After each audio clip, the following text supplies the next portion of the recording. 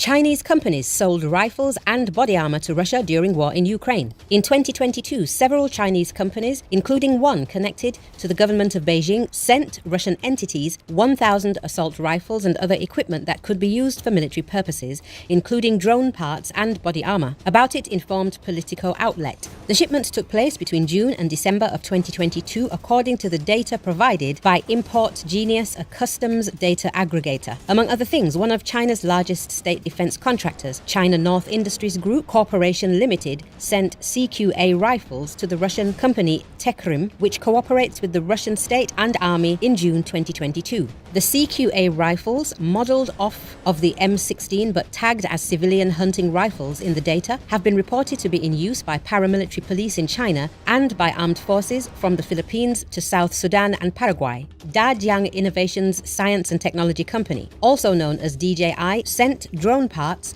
like batteries and cameras via the United Arab Emirates to a small Russian distributor in November and December of 2022. DJI is a Chinese company that has been under US Treasury sanctions since 2021 for providing the Chinese state with drones to survey the Uyghur minority in the western region of Xinjiang. Russia managed to import more than 800 tons of body armor worth around $10 million in December last year, according to the customs data from Import Genius. Those bulletproof vests were manufactured by the Turkish company Aritex, and most were imported straight from Turkey, although some of the shipments arrived in Russia via the United Arab Emirates. Russia also imported some body armor from the Chinese company Xinjiang Guanzhou Import and Export Company. In addition to drones, Russia has for months relied on other countries, including China, for navigation equipment, satellite imagery, vehicle components, and other raw materials to help prop up President Vladimir Putin's year-old war on Ukraine.